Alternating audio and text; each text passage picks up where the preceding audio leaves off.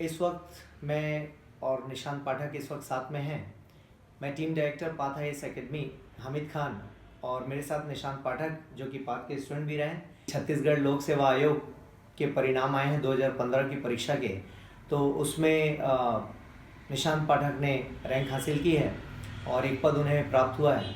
तो इसी सिलसिले में निशांत, सबसे पहले आपको ढेर सारी बधाइयाँ। Thank you sir. और मैं चाहूँगा निशांत आपसे जानना, ताकि स्टूडेंट्स को इस बारे में पता लग सके कि इस परीक्षा की तैयारी कैसे करनी चाहिए। तो सबसे पहले मैं पूछना चाहूँगा कि इससे पहले और किन पदों पर आपका चयन हो चुका है? जी सर। हाँ सर, मध्य प्रदेश लोक सेवा आयोग की परीक्षा 2013 में मेरा महिला सशक्तिकरण अधिकारी के पद पर चयन हुआ और 2014 में वीडियो के पद पर मेरा चयन हुआ। अभी उसके बाद 2015 में अभी मेरी 57 रैंक। ठीक है, बहुत बढ़िया। और अगेन ढेर सारे पदों के लिए बधाइयाँ निशांत को। और निशांत, इस परीक्षा पीएससी की परीक्षा को किस रूप में देखते हैं? प्री है, बच्चों का मोटिवेशन रहता है कि सर हम प्री पास कर लें, फिर इंटरव्यू देखेंगे, मेंस पास कर लिए देन इंटरव्यू। तो ये जो इंटीग्रेटेड पैटर्न है, इसके बारे में आप क्या समझाना चाहेंगे छात्रों को? यहाँ इस परीक्षा में सबसे बड़ी बात ये होती है कि पहली बात तो प्री और मेंस के बीच में समय बहुत कम होता है। अगर आप कोई ये सोचकर तैयारी करता है कि प्री निकल जाने के बाद मैं मेंस की तैयारी शुरू करूँगा, तो वो संभव नहीं। लेकिन अगर आप मेंस की तैयारी बहुत अच्छे से करते हैं और प्री के ठीक पहले प्री के लिए 1 से 2 महीना दे देते हैं, जो फैक्ट आपको पढ़ने हैं और ज़्यादा ऑब्जेक्टिव क्वेश्चंस आप लगाते हैं, तो आप मेंस में भी बहुत अच्छा कर सकते हैं और प्री में भी बहुत अच्छा कर सकते हैं। बहुत बढ़िया। और राइटिंग प्रैक्टिस किस तरह से, कैसे बैलेंस किया? 7 पेपर्स हैं सीजीपीएससी में, तो सीजीपीएससी के 7 पेपर्स को किस तरह से आपने बैलेंस किया? सर, शुरुआत में जब मैंने तैयारी शुरू कर रहा था तो मेरा प्रयास रहता था कि मैं एक साथ 1 क्वेश्चन लिखूँ, 2 क्वेश्चन लिखूँ। मैं जो भी टॉपिक पढ़ता था, क्योंकि इस परीक्षा में सबसे बड़ी दिक्कत ये होती है कि बच्चे सोचते हैं हमारी जब तैयारी हो जाएगी तब हम आंसर राइटिंग शुरू करेंगे, जबकि आंसर राइटिंग आप पहला जो टॉपिक पढ़ रहे हैं बहुत शुरुआत से शुरू कर दीजिए, फिर उसको धीरे धीरे बढ़ाते हुए 2-3 क्वेश्चन के बाद पूरे टेस्ट पेपर को भी आपको अटेम्प्ट करना है, क्योंकि टाइम एक बहुत बड़ा फैक्टर है। अगर आपका पेपर कंप्लीट नहीं हो रहा है तो परीक्षा निकलने की संभावना कम होती है, बहुत कम होती है। ओके। और इंटरव्यू में आपसे किस तरह का रहा, किस तरह के सवाल रहे और किनका बोर्ड रहा? मेरा बोर्ड श्री मंडावी सर का था और उनके द्वारा जो प्रश्न पूछे गए उनमें से कुछ प्रश्न मेरे टेक्निकल बैकग्राउंड से थे। मेरी इलेक्ट्रिकल इंजीनियरिंग या टेक्निकल बैकग्राउंड के क्वेश्चंस थे और हॉबी से उन्होंने मुझसे नहीं पूछा।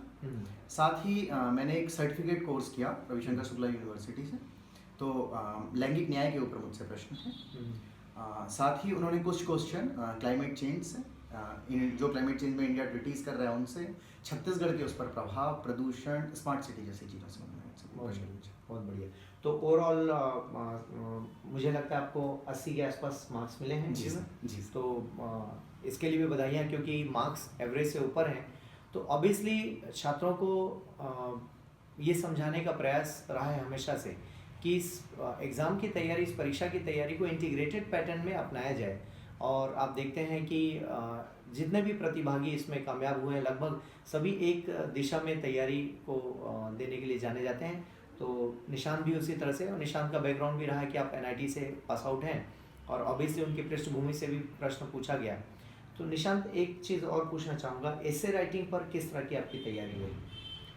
सर, ऐसे राइटिंग की तैयारी करने के लिए सबसे पहले मैं जिस चीज़ पर बल दिया जाना चाहिए वो है स्ट्रक्चरिंग। आप ऐसे को कितने अच्छे तरीके से स्ट्रक्चर करते हैं। जैसे मैं यहाँ की परीक्षा में मेरा ऐसा अनुभव रहा कि कई बच्चों ने पेपर मिलते ही ऐसे को लिखना शुरू कर दिया, जबकि मैंने बैठ के उसको 20 मिनट स्ट्रक्चरिंग की, उसके बाद मैंने अपना पहला ऐसे शुरू किया। और इसकी तैयारी आपको परीक्षा के पहले ही कर लेनी होती है। आप जब परीक्षा भवन में पहुँचे तो आप कम से कम 5 से 6 ऐसे पहले लिख चुके हैं। बहुत बढ़िया।